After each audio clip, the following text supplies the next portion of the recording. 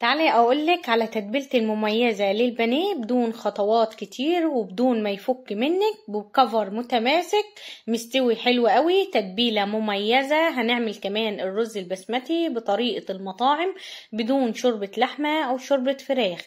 لايك وشير لو عجبكم الفيديو، وصلوا على رسول الله. عشان نعمل تتبيلة البانيه عندي هنا بيضة هنزل بيها في طبق، هنزل بمعلقة صغيرة مليانة من الملح، هننزل بالفلفل الاسود، جنزبيل، عندي هنا كمان كاري.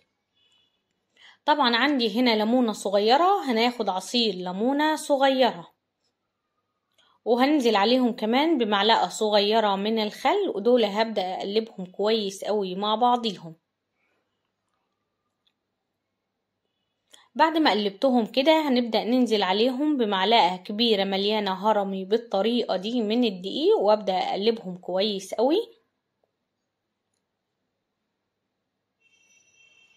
طبعا انا كنت نزلت معاكم ازاي تخلي البانيه في البيت بمنتهى السهولة، وجبت فرخة وخليت معاكم البانيه وقطعناها مع بعض وعملنا كذا اكلة.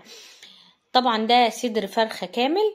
شايفين شرايح البانيه احسن مليون مرة من اللي بتشتريها من بره، وبيبقى فيها بركة. هبدأ اتبلها بالطريقة دي. طبعا اهم حاجة في البانيه عشان تاكليه مستوي حلو قوي وبيقطم معاك بمنتهى السهولة او بيقطع معاك بمنتهى السهولة، ما بيشدش، ان لازم يدخل الفريزر. يا اما يدخل البانيه الفراخ تدخل الفريزر لمدة ليلة كاملة، وتاني يوم تعمليها تتبليه عادي وتقليه، او لو انت لسه جايباه من عند بتاع الفراخ ومستعجلة عليه هتتبليه التتبيلة دي وهتدخليه الفريزر، تسيبيه من نص ساعة لساعة وتطلعيه. هو ما بيبقاش جمد طبعا، بتبدأ على طول تقليه. عندي هنا هنبدأ نعمل الرز البسمتي. طبعا انا دخلت البانيه الفريزر وهنبدأ هنا نعمل الرز البسمتي. عندي هنا بصلاية صغيرة جدا هبدأ افرمها في الكبة، ممكن تبشريها على المبشرة. عندي هنا حلة هبدأ انزل فيها معلقة كبيرة من الزيت، هننزل بحب معلقة كبيرة من السمنة أنا أسفة، وحبة من الزيت، ورقتين من الورق اللورا، وهنا هنبدأ ننزل بالبصلة الصغيرة بعد ما فرمناها. هبدأ أشوحهم على نار عالية. احنا هنا عايزين البصلة بس تدبل معايا، مش عايزينها تاخد أي لون.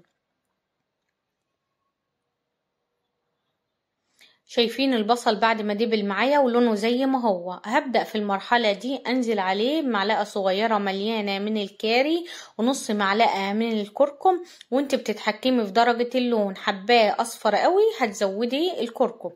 هبدأ اديهم تشويحة، اهم حاجة تديهم تشويحة كده مع البصلة، وبعد كده بتنزلي بالمية. طبعا زي ما احنا عارفين ان كل كوباية نزلت هنا بنص معلقة كبيرة من الملح، ونزلت هنا بمكعب ونص من المرقة. طبعا لو حابة تنزلي اي خضار بينزل معاه الجزر والبسلة. الجزر ممكن تبشريه، والبسلة تنزليها خضرة زي ما هي، وبياخدوا غلوة وعلى طول بتنزلي بالرز. طبعا دلوقتي هسيبهم يغلوا معايا، وبعد كده بكون غسلت الرز وصفيته من ميته. انا عامله رز بسمتي، واحنا عارفين ان الرز البسمتي كل كوبايه منه ليها كوبايتين من الميه. هبدا انزل بكميه الرز بالطريقه دي بعد ما صفيته من ميته كويس قوي، تقليبه، وبسيبه على نار عاليه يغلي من 7 ل10 دقايق. بعد كده بهدي النار وسط واسيبه معاه لحد لما بيتشرب، بيبقى فاضل فيه حبة مية صغيرين جدا. هنا في المرحلة دي بهدي النار على الاخر واسيبه معايا لحد لما يستوي ويتلدن. طلعت هنا البانيه، ودلوقتي هنبدأ طبعا نقليه. مش قلتلكم بدون خطوات كتير؟ احنا كل اللي هنعمله هنطلع البانيه من التتبيلة بتاعته، وهنبدأ على طول نحطه في البقسماط، وهبدأ اغلفه بالبقسماط من فوق ومن تحت، وبعد كده هبدأ اضغط عليه جامد. اهم حاجة تضغطي جامد بالطريقة اللي انت شايفاها دي. شايفين طريقته سهلة جدا. طب انا عايزة افرزه، اعمل ايه؟ زي ما هو كده بعد ما قلبناه في البقسماط هتبدأي ترصيه في اطباق، بين كل رصة والتانية اوراق والتاني بتبدأي تحطي اكياس بلاستيك وتحطي البانيه. اول ما بتحبي تقليه بتطلعيه من الفريزر وبيسخن معاكي الزيت، بيكون البانيه فك نص فكه معاكي، على طول بتبداي تقليه. انا هنا طبعا هقليه على طول، فعندي هنا زيت سخن نزلت فيه بالبانيه على نار عاليه. طبعا بسيبه لحد لما بيبدا ياخد اللون، يبدا يتشمع معايا من تحت، ما بياخدش اللون تماما. بصوا غير لونه من تحت، بروح قلبيه على الوش التاني على طول. بصوا لسه ابيض زي ما هو. بعد ما قلبته كده بسيبه لحد لما ياخد اللون تماما، اروح قلباه على الوش الاولاني. درجة اللون انت اللي بتتحكمي فيها. هنا انا بقلي على نار عالية، ما هديتش النار عشان ما يشربش معايا زيت. بصوا ممكن تسيبيه دهبي فاتح كده او لونه يغمق شوية على حسب ما انت حابة. بعد ما خد اللون من تحت رجعت قلبته بقى على الوش التاني عشان أأكد عليه درجة اللون. تعرفي البانيه استوى ازاي؟ لما تحطي كده الشوكة فيه تدخل معاكي بمنتهى السهولة. كده البانيه خد تسويته المظبوطة. على طول في مصفى ببدأ أطلع كده البانيه عشان يصفي الزيت. شايفين اللون؟ شايفين التسوية؟ وفي نفس الزيت بنرجع ننزل بباقي كمية البانيه.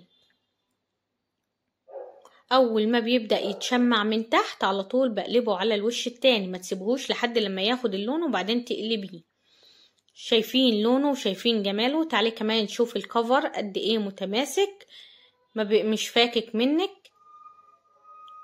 بصوا الكفر بتاعه مع حتة اللحمة هما الاتنين طبقة واحدة، ما تعرفيش تفرقيهم عن بعض.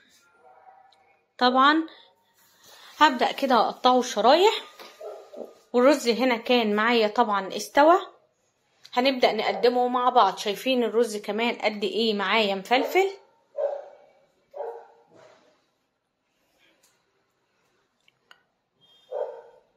وصفة النهاردة سهلة وسريعة، ما بتاخدش وقت خالص وكل الأولاد بتحبها. هاجي هنا على طبق هبدأ أنزل بالرز البسمتي. طبعا الرز البسمتي عاملة جنبه سلطة خضراء وعاملة جنبه البانيه. وصفة النهاردة سهلة وسريعة وطعمها حلو قوي.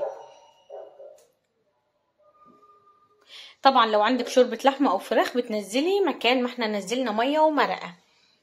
شايفين الجمال؟ شايفين الاكل بتاعنا للنهارده عامل ازاي؟ وصفتنا سهله وسريعه وما اخدتش وقت خالص، وقلت لكم على انجح تتبيله بانيه بدون خطوات كتير، تتبيله مميزه. الرز معايا مفلفل.